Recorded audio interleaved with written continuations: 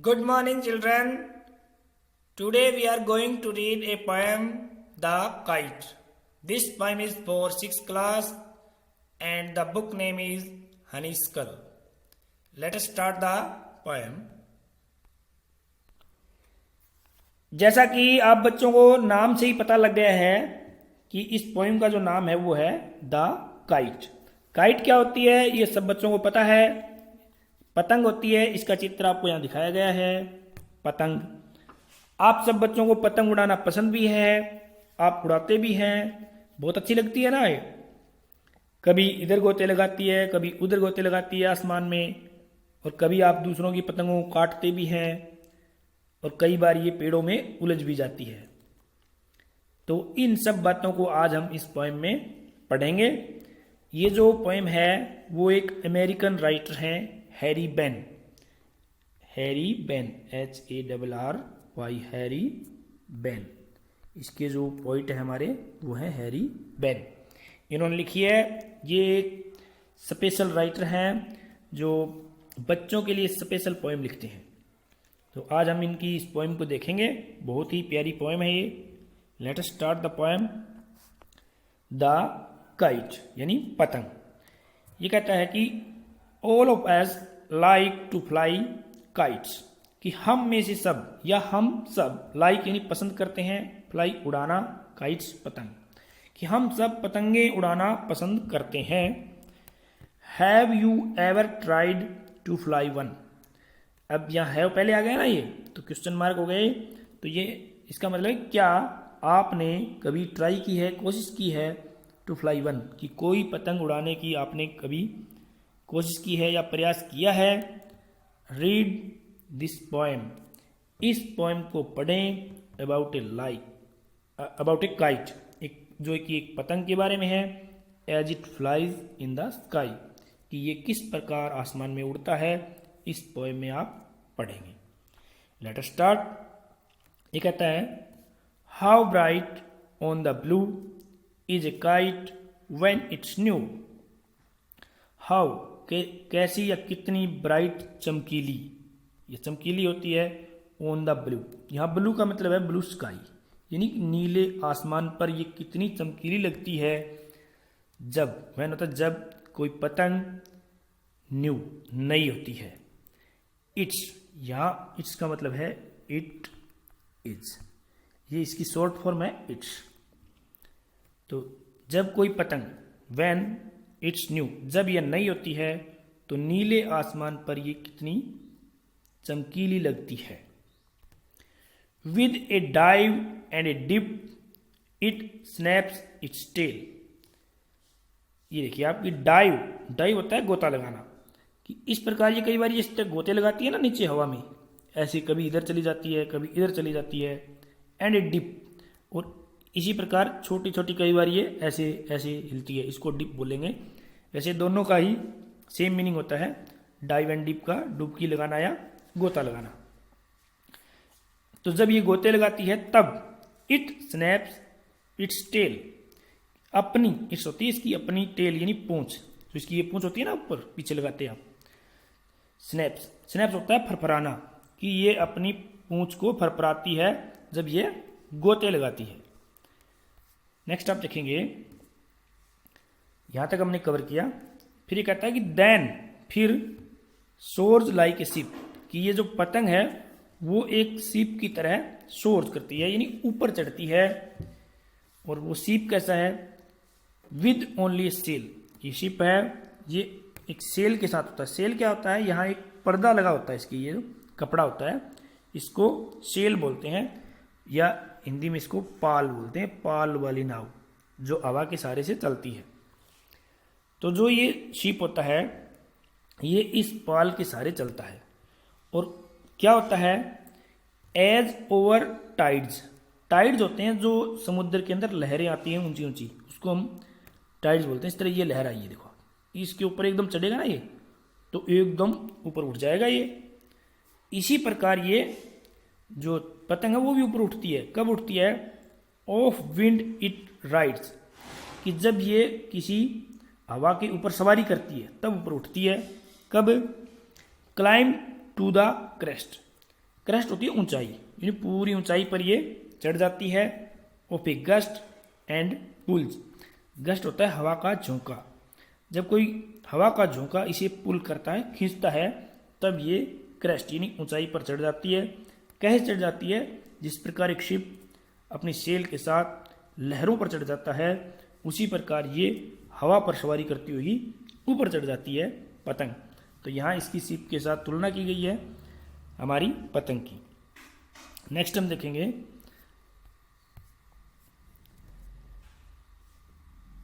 ये कहता है देन सीम्स टू रेस्ट, और फिर ये आराम करती हुई लगती है। सीम्स होता है प्रतीत होना या लगना। As wind falls, wind falls का मतलब यहां पर है कि जैसे ही हवा रुकती है, जैसे ही हवा रुकती है तो क्या होता है कि ये लगती है कि जैसे ये रेस्ट कर रही हो, आराम कर रही हो। उस वक्त ये गोते नहीं लगाती, रेस्ट करती हुई दिखती है। When string goes slack, slack होता है ढीला होना। जब आपकी जो धागा होता है ना, तो इसे बंधा हुआ स्ट्रिंग, गोज स्लैक, जब वो ढीला हो जाता है तब तुम क्या करते हो? यू विंड इट बैक, तुम इसमें फिर हवा भरते हो या इसको हवा देते हो, ठीक है, या हवा भरते हो। कैसे भरते हो? एंड रन अंटिल, और तुम तब तक दौड़ते हो जब तक ए न्यू ब्रीज ब्लोज, नई हवा, ब्रीज का मतलब है यहाँ पर हवा, कि नई हवा या ताज़ा हवा या और ज़्यादा हवा बहने ना लग जाए, तब तक तुम दौड़ते रहते हो ताकि इसमें हवा फिर से भर जाए। फिर क्या होता है? एंड इट्स विंग्स फिल, और फिर इसके जो पंख होते हैं, विंग्स होते हैं पंख, उसमें भर जाती है हवा। एंड अप इट गोज, और ये ऊपर चली जाती है फिर हवा भरते ही। नेक्स्ट आप देखेंगे, how bright on the blue is a kite when it's new, कि कितनी चमकीली होती है जब ये नीले आसमान पर कोई पतंग नई होती है। ये जो शुरू वाली लाइनें थी वही दोबारा इसने दे दी है कि कितनी चमकीली होती है पतंग जब कोई ये नीली होती नई होती है, तब नीले आसमान पर कितनी चमकीली लगती है, ये आपने देखा होगा। आगे कहता है, but a regular thing you never will see, अभी कहता है कि लेकिन ये एक बेकार की चीज या फटी हुई चीज बन जाती है, यू नेवर विल सी, जो आप या तो आप नहीं देखना चाहेंगे या आपने नहीं देखी होगी।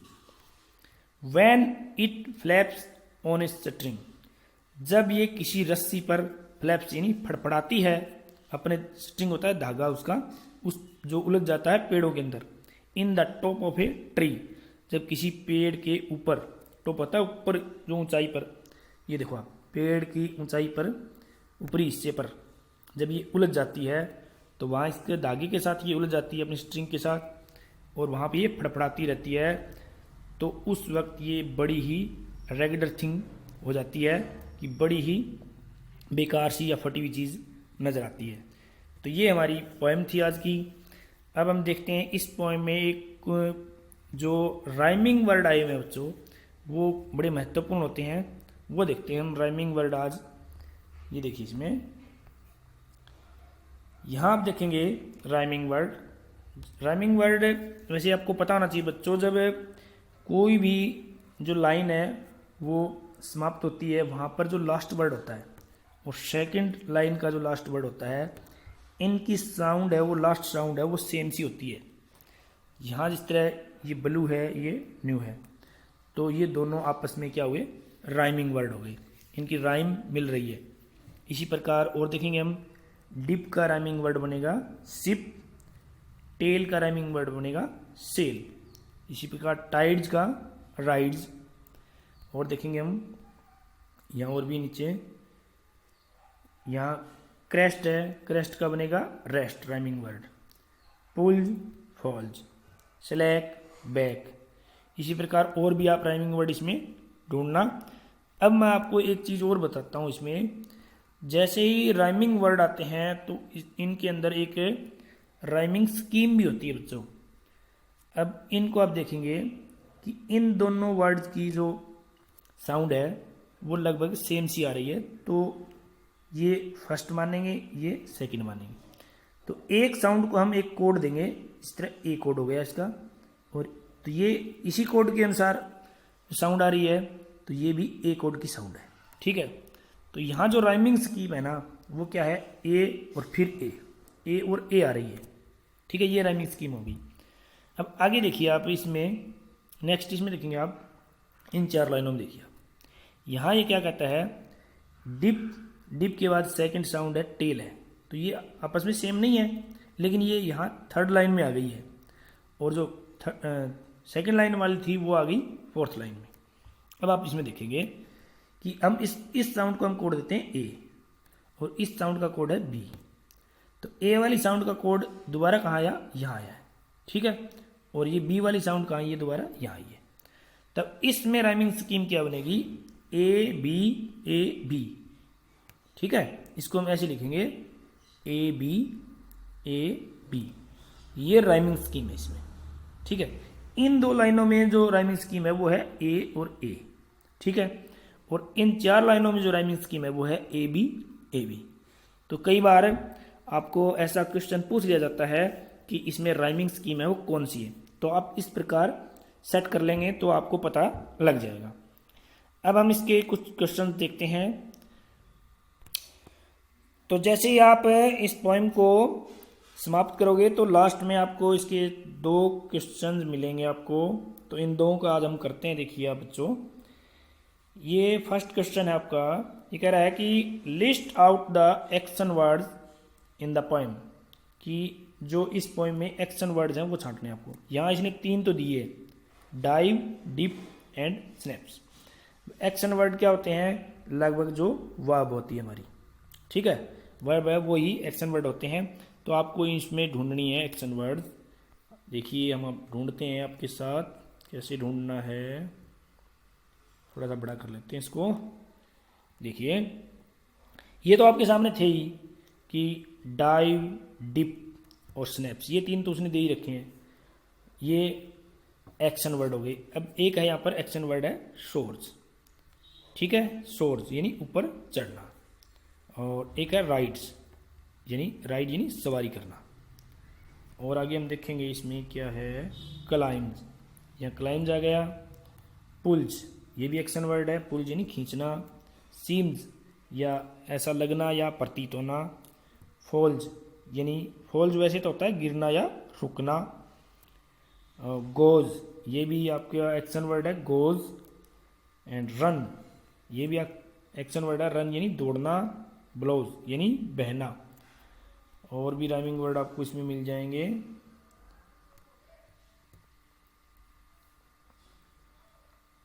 शी, ये भी राइमिंग वो एक्शन वर्ड है। और फ्लैप्स, ये भी एक्शन वर्ड है। 1-2 और भी मिल सकते हैं, आप ढूंढ लेना बच्चों।